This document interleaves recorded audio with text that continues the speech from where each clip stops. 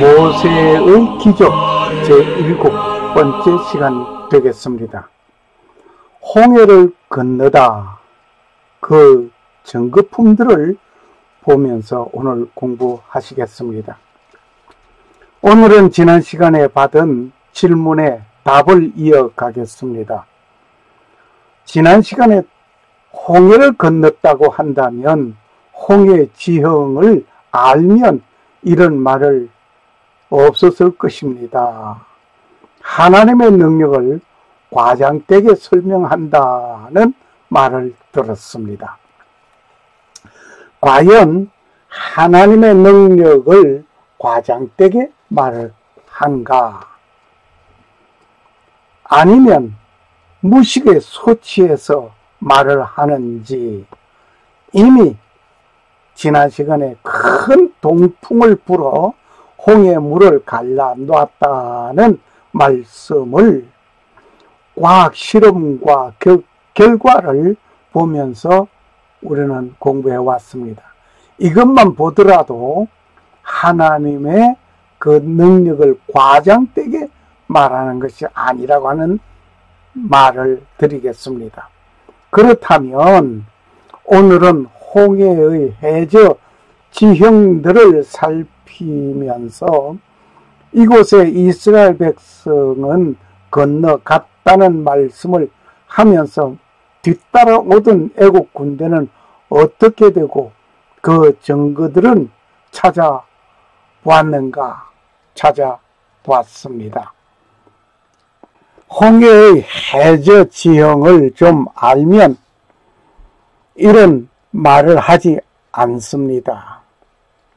마치 깎아지른 절벽 같은 해저 지형인데 어떻게 유아를 데리고 가축을 이끌고 바다를 배 타고 건너가는 것도 아니고 걸어서 갔단 말입니까? 라고 질문을 하시는 분도 있습니다. 오늘 홍해를 보면서 그 답을 해드리겠습니다. 이스라엘 민족이 홍해를 건넜다는 이야기는 너무나 놀라운 이야기 중에 하나입니다. 익사이딩한 사건입니다. 먼저 본문의 말씀을 읽겠습니다. 여호와께서 모세에게 이르시되 너는 어찌하여 내게 부르짖느냐? 이스라엘 자손을 명하여 앞으로 가게 하고. 여호와께서 모세에게 이르시되 너는 어찌하여 내게 부르짖느냐? 이스라엘 자손을 명하여 앞으로 가게 하고. 지팡이를 들고 손을 바다 위로 내밀어 그것으로 갈라지게 하라. 이스라엘 자손이 바다 가운데 육지로 행하리라. 출애굽기 14장 15절 16절 말씀입니다. 이 놀라운 사건이 너무나 놀라운 사건이기에 믿지 못하는 분들이 많이 있습니다. 어떤 이는 하나님께서 역사하신 기적으로 보지 않고 하나의 재미있고 흥미있는 이야기로 듣는 분도 있습니다. 오늘은 이 재미있고 흥미로운 사건 이야기를 확실한 증거들을 들면서 문제들을 풀어가려고 합니다. 홍해 해저 수심과 해저 생김 등을 상세히 보면 더 놀라운 사건입니다. 홍해의 폭에 비하여 깊은 수심을 감안하면 절벽 수준의 해저 모양일 것입니다. 그림을 보다시피 이 홍해는 이렇게 길게 뻗어 있고 북쪽에 아카바만 있고 세저만 있으며 시나이 반도가 있습니다. 시나이 반도가 애굽 땅 영토입니다. 웬만한 등산 실력가가 아니면 이 홍해를 강바닥으로 내려갔다가 다시 올라오는 것을 어려운 상황입니다. 정말 하나님은 이스라엘 민족을 이렇게 산악 등산하는 수준보다 어려운 일을 하게 하실 수 있을까 하면서 의문을 던지게도 됩니다. 그리고 노약자도 있고 어린 자녀들이 있고 또 여자분들이 있습니다. 거기에 가축이 있습니다. 결코 하나님께서는 이러한 험준한 길을 선택하도록 이끌지 않으셨다는 기본 상식의 믿음 생활입니다. 하나님을 믿는 사람이라면 출애굽한 이스라엘 민족 약 250만 내지 300만 명의 순조로운 홍해를 건너가도록 하시는 것이 하나님의 능력이요 기본입니다. 라고 먼저 생각해 봐야 하겠습니다. 홍해 주변 국가와 수신 등을 참고해 보려고 합니다. 그리고 이스라엘 민족이 출애굽하여 하룻길을 나와서 숫곳이라는 곳에서 인원 점검을 하고 하나님께서 인도하는 불과 구름 기둥을 따라 간 곳은 지금 이름 누에이바입니다. 홍해를 건너기 전에 시내산에 오지 못한 상태입니다. 홍해를 건너고 난 후에 시내산에 간 것입니다. 그런데 성경 기록에 홍해를 건너고 시내산에 온 것으로 기록하고 있는데 시나이 반대에 있는 시내산에서 머문 것으로 된 것을 설명하는 자가 많습니다. 저도 옛날에는 처음에는 그렇게 생각했습니다. 잘못된 논리입니다. 과거에 저도 그렇게 말을 하던 자였습니다. 그렇게 말을 하던 자는 많은 의문을 던지고 질문을 하던 자였습니다. 그 당시에 저의 질문들을 다음과 같이 한번 열거해 보겠습니다. 첫 번째, 시나이 반대에 있는 시내산은 행정적인 구역으로 애국 국경 내에 있는 것입니다. 애국 국경 내에 있는데 시나이 반도에 있는 시내산에서 머물렀다. 출애굽한 것이 아니죠. 모세는 미디안으로 망령 갔습니다. 40년 생활을 하던 왕궁의 생활을 그는 살인자로서 바로의 눈을 피해서 피신 갔습니다. 그 간 곳이 미디안입니다. 이 미디안은 아라비아에 있는 미디안입니다. 국경을 넘어간 거죠. 그 미디안은 홍해 건너편 사우디아라비아에 있습니다. 모세가 그곳에서 이곳으로 출입하면서 목양할 수 있을까요? 천만한 얘기입니다. 천만 다행히 되었으면 좋겠는데 그렇지 못합니다. 출발한 이스라엘 민족은 이곳 시내산까지는 홍해를 건너올 이유가 없습니다. 육로를 이용해서 바로 오면 되는 것입니다. 육로를 이용해서 바로 이곳으로 오게 되면 되는 거예요.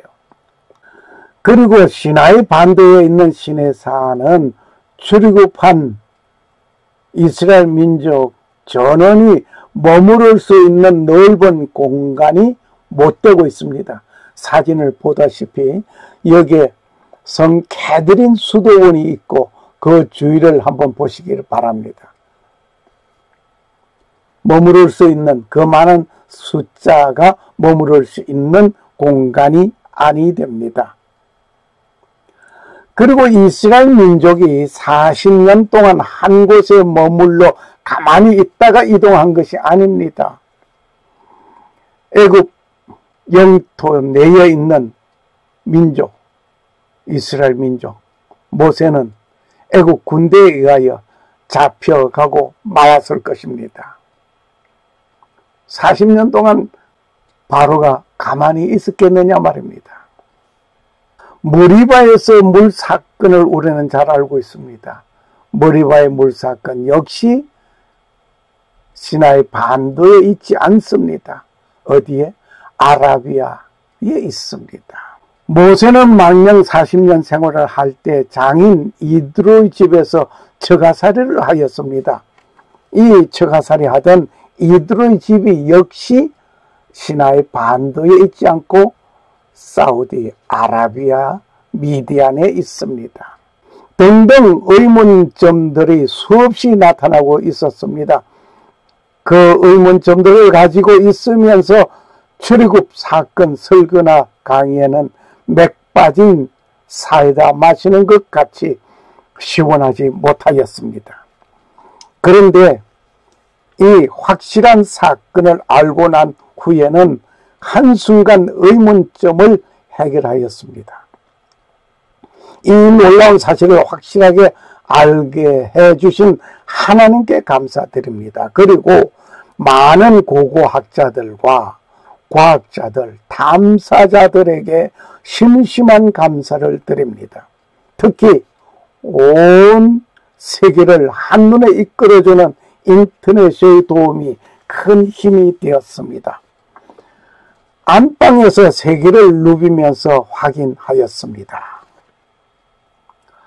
홍해는 아프리카와 아시아 사이에 있는 만입니다.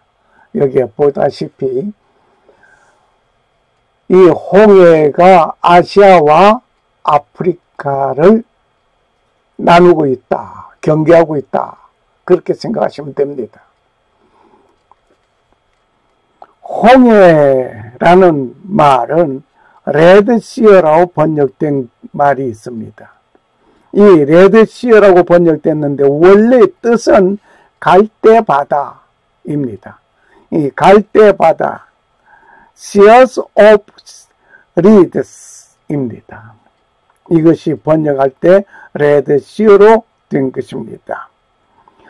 북쪽은 시나이 반도와 아카바만 그리고 세즈만, 세즈 운하는 지중해와 연결되고 있습니다. 동쪽은 아라비아 반도입니다. 홍해의 동쪽은 아라비아 반도. 그리고 동남쪽으로 바브만데브 해협과 아덴만을 통해서 인도양으로 연결되고 있습니다.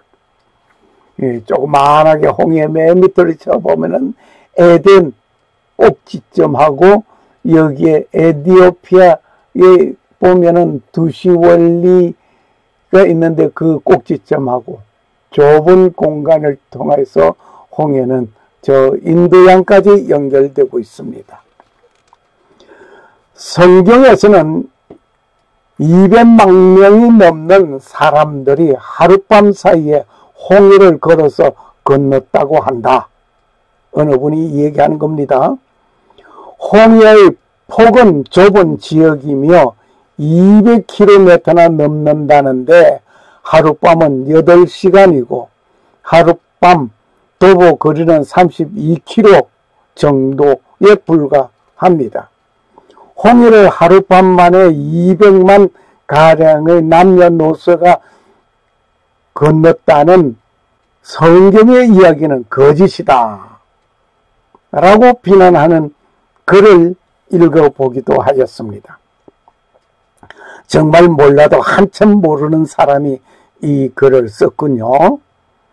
이렇게 비난하는 사람은 좀 더 세밀하게 검토해 보지 아니하고 그냥 느끼는 감정으로 한 말이라고 봅니다. 그리고 이러한 기록문을 발견한 보고서들은 읽어보았다면 좋겠는데 읽어보지 않았습니다.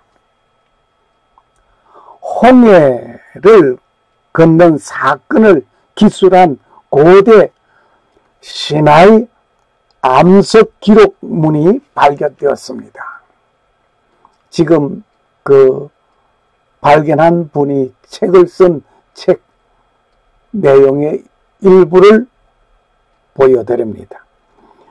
스테미 박사는 홍해에서부터 지리적으로 자연스럽게 이어진 위치인 와디 시드리를 방문하고 시나이와 팔레스타인이라는 저서에서 다음과 같이 썼습니다.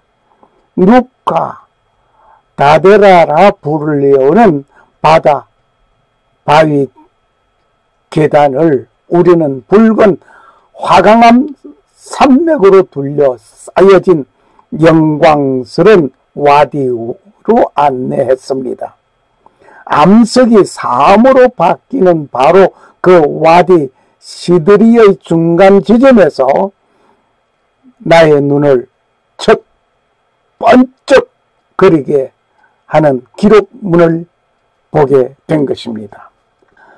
이 기록문을 우리는 보겠습니다. 시나이 반석 기록문은 발견한 것입니다. 그 기록문에 뭐라고 쓰여져 있는 거 아니?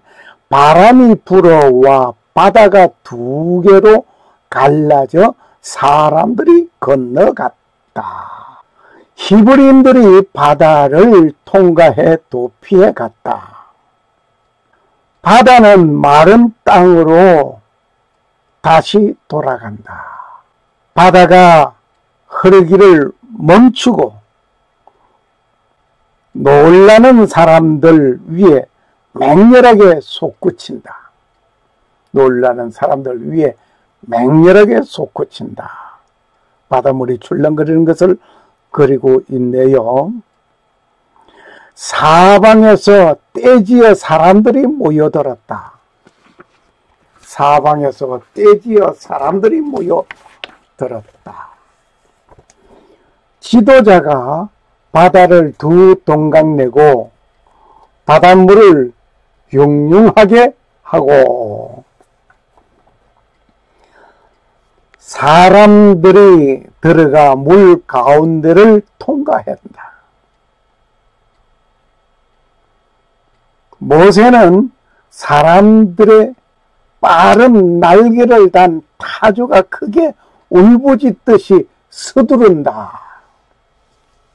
이하 생략되지만은 여기까지만 보더라도 출굽 기록한 그 사건 내용을 함축하여서 써놓은 것으로 보여집니다. 홍해는 아프리카 대륙 북동부와 아라비아 반도 사이에 있는 좁고 긴 해역입니다. 보다시피 좁고 긴 해역. 면적이 약 43만 8천 km²에 달합니다. 홍해는 이집트의 세지에서 바브엘만데브 해협까지 약 2100km 거리를 남동 쪽으로 뻗은 후 바브엘만데브 해협을 거쳐서 아덴만 및 인도양으로 연결됩니다. 홍해의 최대 넓이는 304km. 홍해의 최대 제일 넓은 폭이 304km. 서쪽으로는 이집트, 수단, 에티오피아의 해안과 접하고 있습니다. 서쪽으로 에티오피아. 동쪽으로는 사우디아라비아 및 예멘의 해안과 이웃하고 있습니다. 예멘, 사우디아라비아. 저 위쪽에 빨갛게 원을 그려놓은 저것은 이스라엘. 현재 이스라엘을 비교하면 이스라엘 국가가 대한민국 강원도만 하다라고 하면은 이해가 빠를 겁니다. 거기에 비해서 사우디아라비아가 얼마나 넓은 영토를 가지고 있습니까? 이집트 어떻습니까? 엄청납니다. 시리아도 어떻습니까? 조그마한 나라이지만은 세계 강대국으로 이스라엘은 지금 발돋움했습니다. 홍해는 그 북단에서 두 부분으로 갈라집니다. 북단으로 두 부분으로 갈라지는데 시나이 반도를 중심하여서 나누어지고 있습니다. 왼쪽으로 가면 세즈만이 있는데 이 세즈만은 수심이 70m 밖에 안 됩니다. 얕은 곳입니다. 그런데 동북쪽에는 아카바만이라고 하는데 이는 1850m입니다. 비교가 될 수 없는 엄청난 수심의 깊이입니다. 제가 처음에 자료를 볼 때 185m를 내가 잘못 봤나? 하고 내 눈을 의심하기도 했습니다. 세제 운하는 세즈만과 북쪽의 지중해를 연결하여서 홍해를 통해 유럽과 아시아 사이의 해상 교통을 가능하게 한 것입니다. 북위 25도에서 16도의 중부 해역 해저 지형은 온통 울퉁불퉁한 바위투성입니다. 주요 해구가 구불구불한 모양으로 뻗어 있으며 해안선은 불규칙합니다. 보다시피 지도에 이렇게 보다시피 이렇게 울퉁불퉁하지요. 주요 해구가 구불구불한 모양으로 뻗어 있으며 해안선은 불규칙하며 최대 수심은 3040m입니다. 제일 깊은 곳이 말입니다.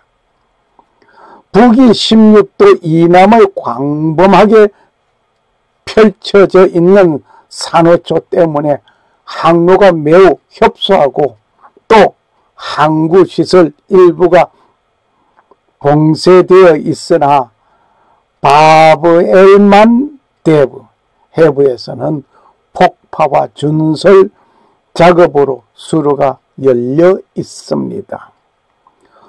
홍해로 유입되는 강이 없습니다. 사막 기후로 강우량도 부족한 상태이지만 아덴만에서 바브엘만 대부 해협의 동쪽 수로를 통해 유입되는 해수로 연 2000mm가 넘는 정발 소실량이 보충되고 있습니다. 참 놀랍습니다. 홍해 해역에서는 세 가지 유형의 광물 자원이 발견됩니다. 석유 광산과 바닷물 정발 때 침전된 소금, 석고, 고해석 같은 물질의 퇴적암, 정발 잔류와 최근에 발견되었지만 아직 개발이 안 된 중금속 광상이 그것입니다. 중금속과 광상은 깊은 해구 바다의 연리 속에 묻혀 있습니다. 홍해는 성경과는 아주 인연이 많은 바다입니다. 성경과 아주 인연이 많습니다. 이스라엘은 몇 번이고 이 홍해를 걷는 것이 하나님의 은총으로 희생하고 있습니다. 너희 하나님 여호와께서 요단물을 너희 앞에 마르게 하사 너희로 건너게 하신 것이 너희 하나님께서 우리 앞에 홍해를 말리시고 우리로 건너게 하심과 같나이다. 여호수아 4장 23절 말씀.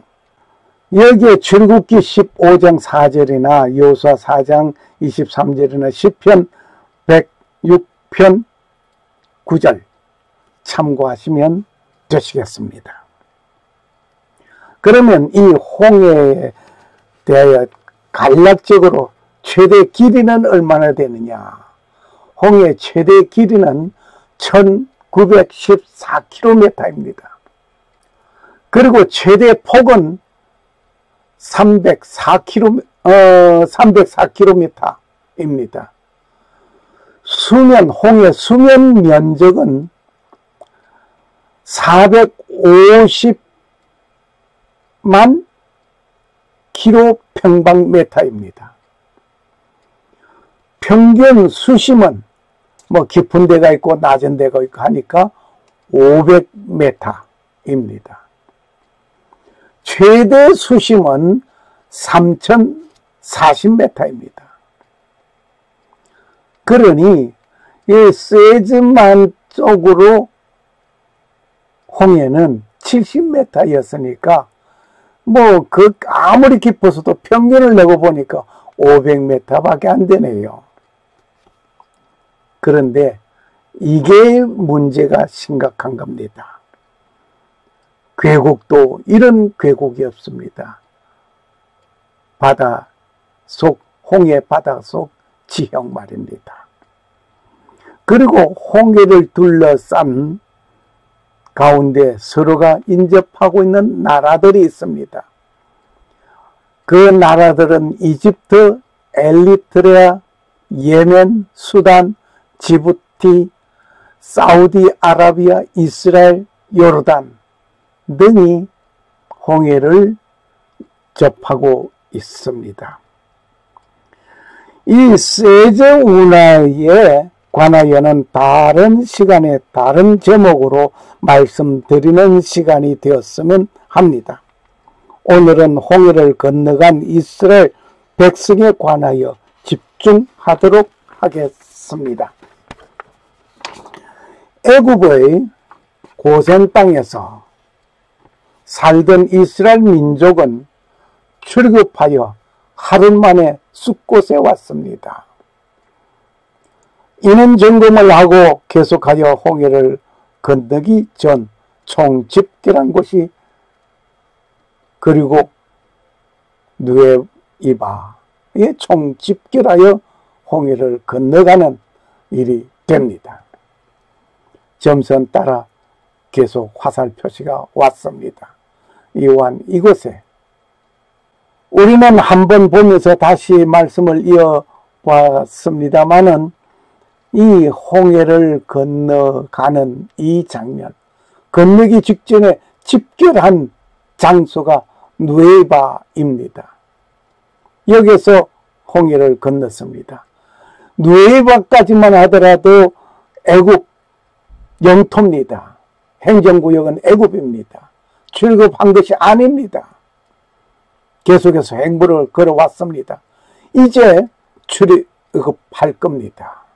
홍해를 건너가면 국경을 넘어가는 것이기 때문에 출입하는 것입니다. 하나님은 이 산에서 나를 섬기리라. 하나님이 가라사대 내가 정녕 너와 함께 있으리라. 네가 백성을 애굽에서 인도하여 낸 후에 이 산에서 하나님을 섬기리니 이것이 내가 너를 보낸 증거니라. 출애굽기 3장 12절 말씀입니다. 하나님께서 시내산에서 모세를 불렀습니다. 내 백성을, 이스라엘 백성들을 출애굽시켜 데리고 와라.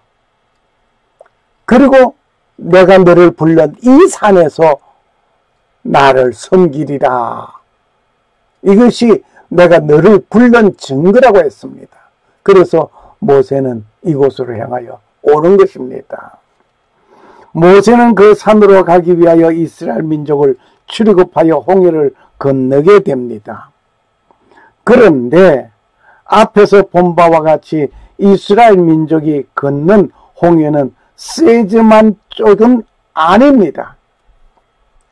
세즈만 쪽으로 홍해를 건너왔다 아닙니다. 왜? 거기는 육로입니다.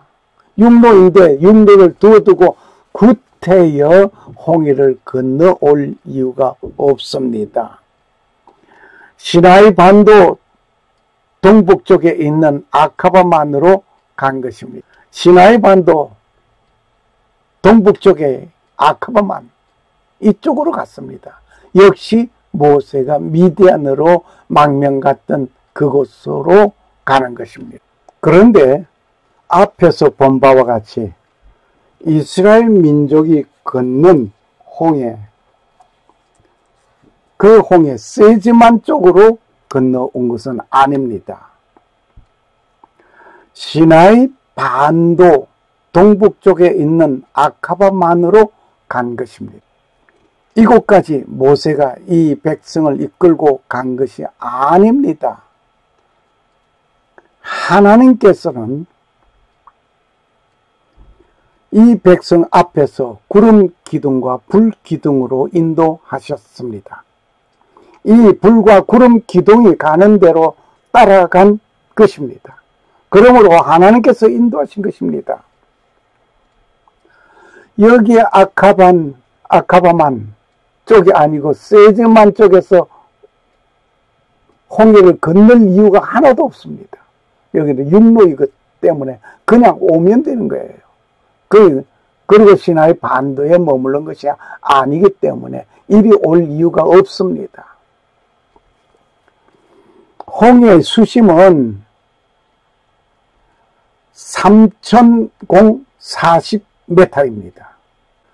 세즈만의 수심은 70m입니다. 뭐 엄청 차이가 나죠. 그런데 아카바만의 수심이 1850m입니다. 세즈만과 아카바만 쪽에 이 엄청난 차이가 나는. 그런데 하나님께서는 이스라엘 백성들을 이 아카바만 쪽으로 이스라엘 백성들을 끌고 왔습니다. 그리고 여기에서 건너갔습니다. 어떻게 1850m나 되는 이 수심, 그리고 폭이 얼마나 되는지 보겠습니다. 이것에 비교하여 보면은 사해 바다 수심은 306m입니다. 사해 바다가 상당히 깊습니다. 가우프만 세즈보다 굉장히 깊습니다. 아카바만의 제일 넓은 곳이 얼마나 되느냐? 아카바만의 넓은 곳이 24km 이라고 한다면 수심이 1850m 되는 이곳이 과연 무엇으로 보입니까? 절벽 수준입니다. 절벽.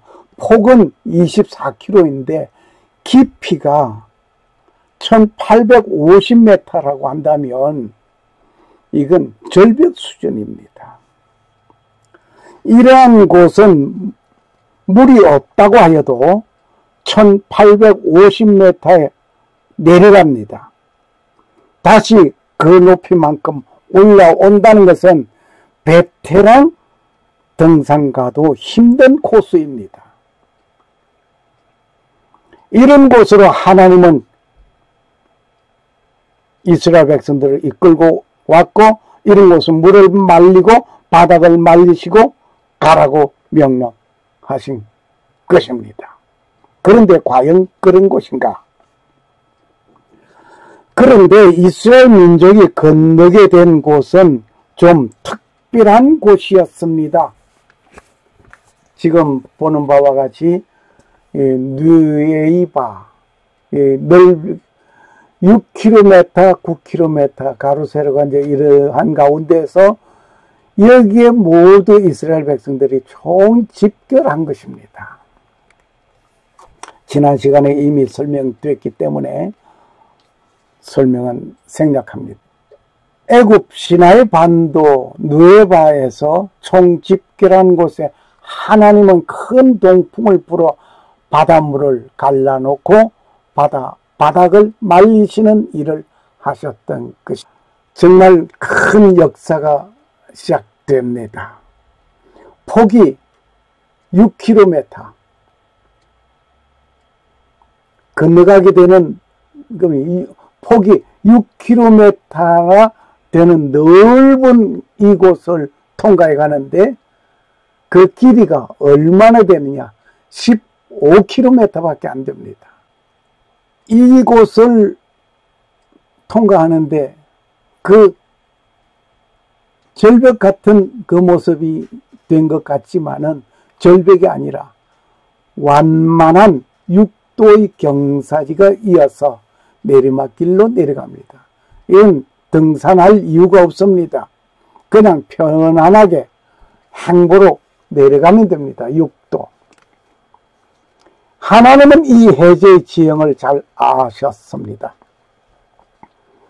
양좌우에는 1500m가 넘는 이런 수심이 있지만 이곳만 유독 특별했습니다. 이곳을 통해서 홍해를 건너게 했습니다.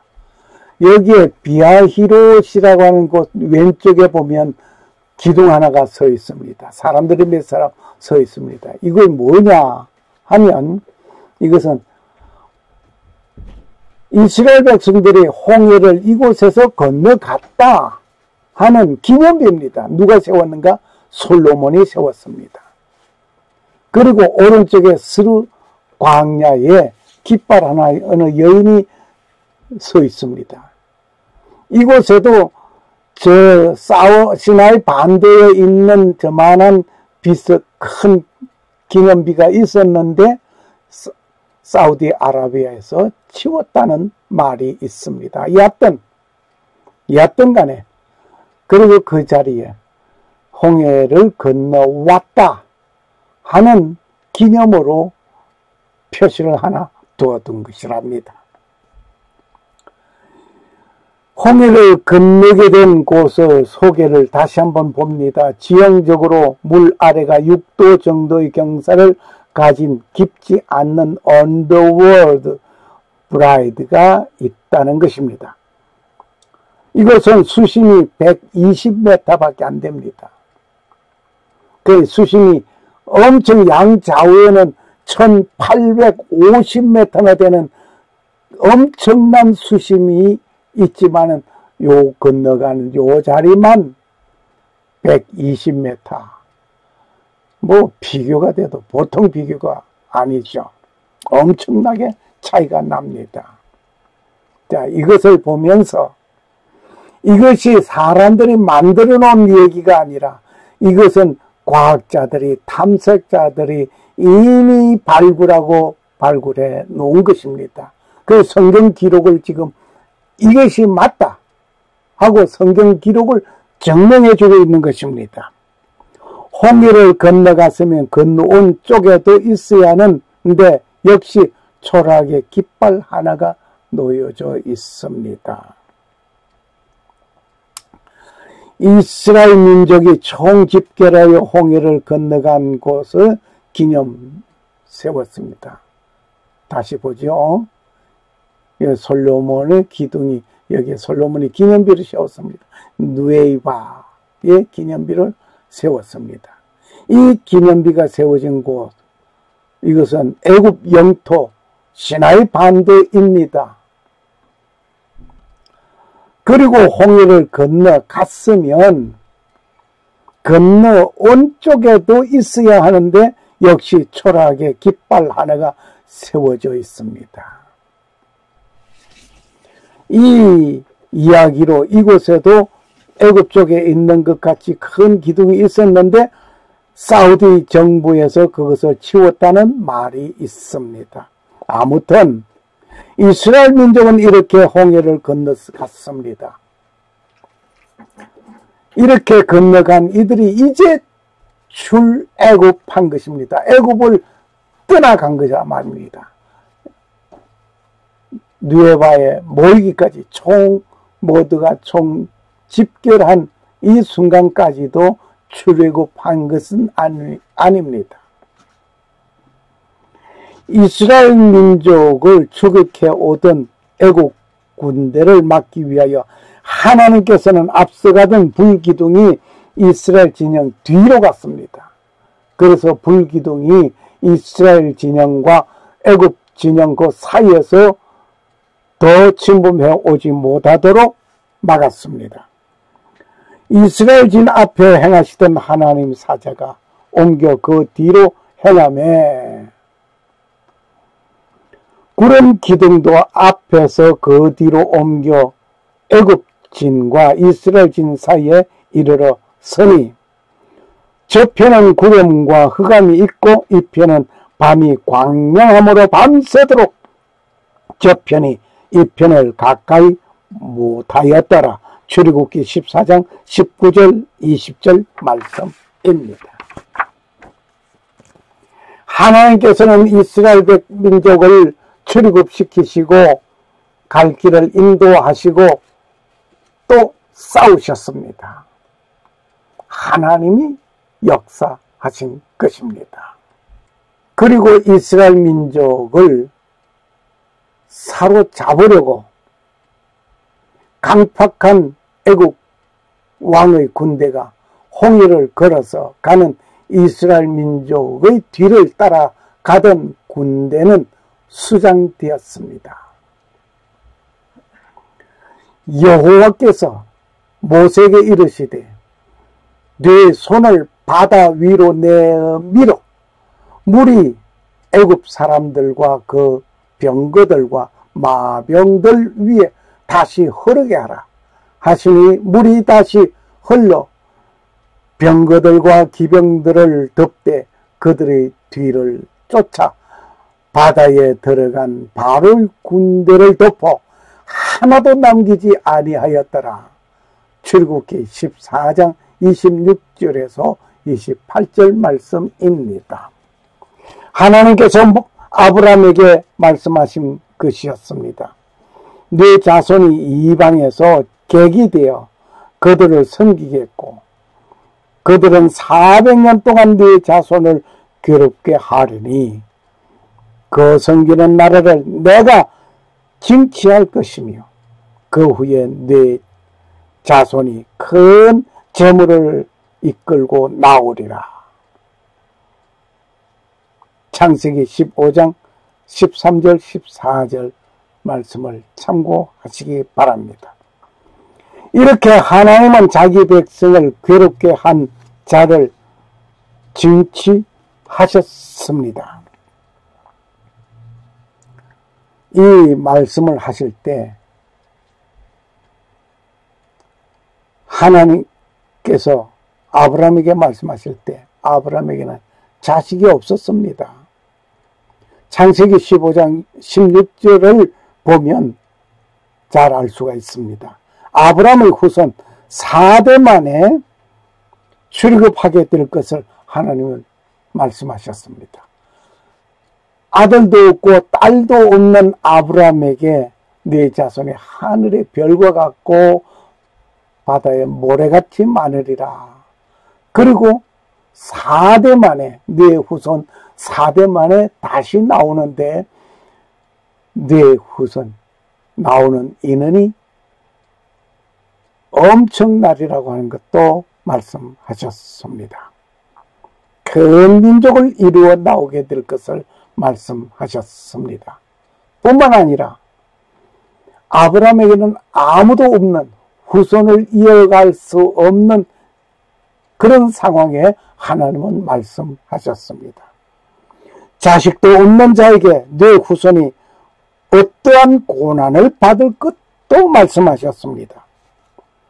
미래가 보이지 아니하는 것 같지만 하나님은 하시면 모든 것이 가능한 것입니다. 하나님이 하시면 됩니다.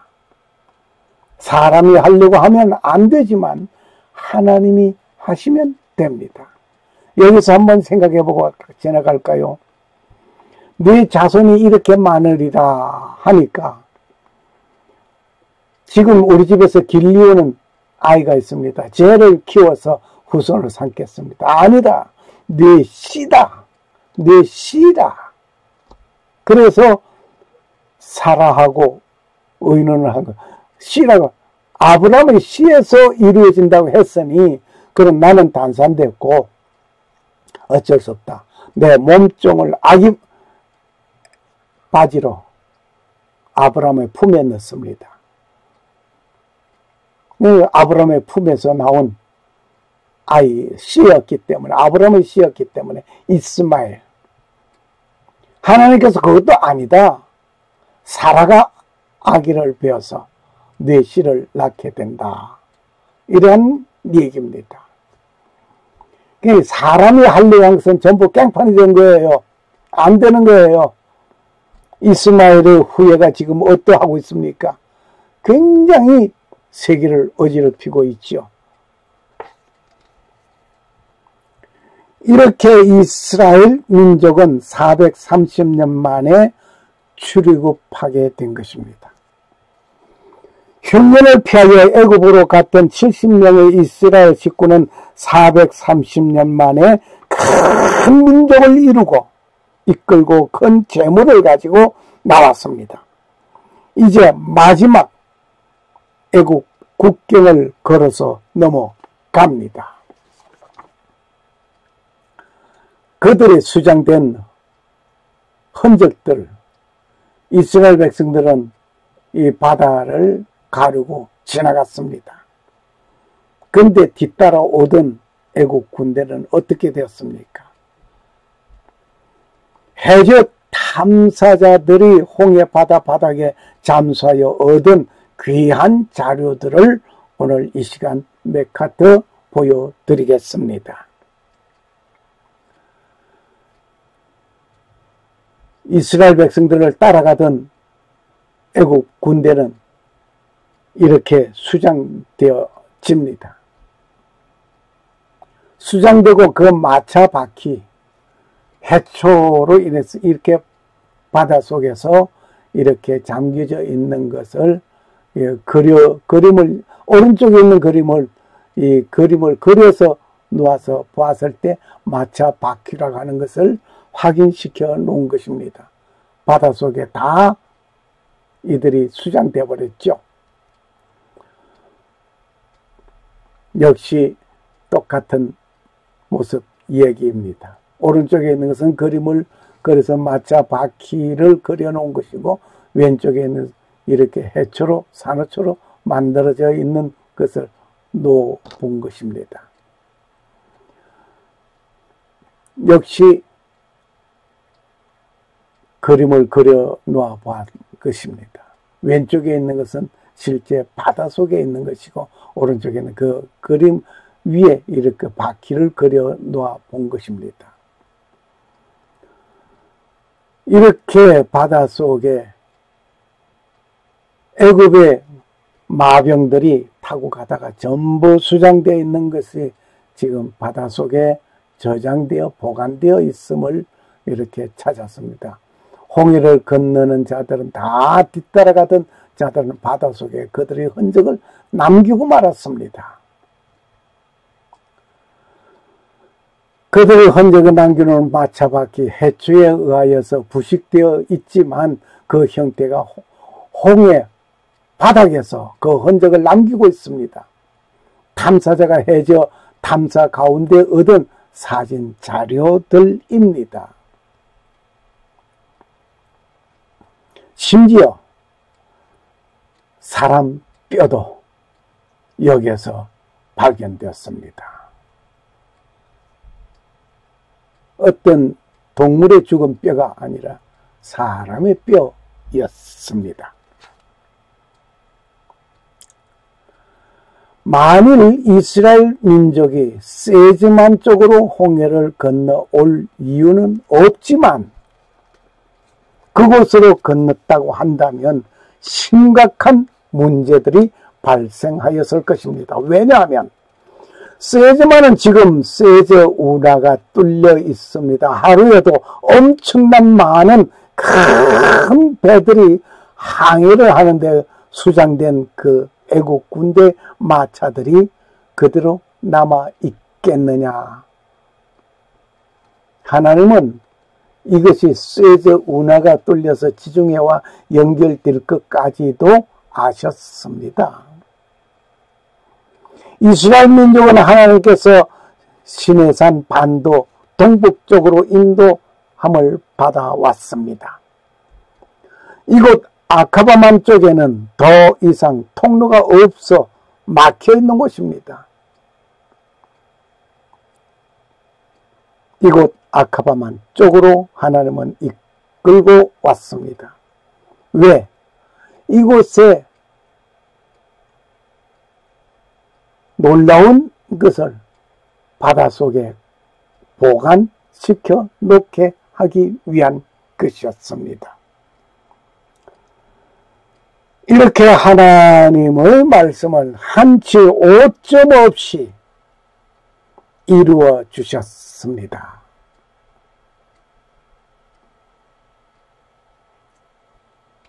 여호와께서 너를 실족지 않게 하시며 너를 지키시는 자가 졸지 아니하시리로다.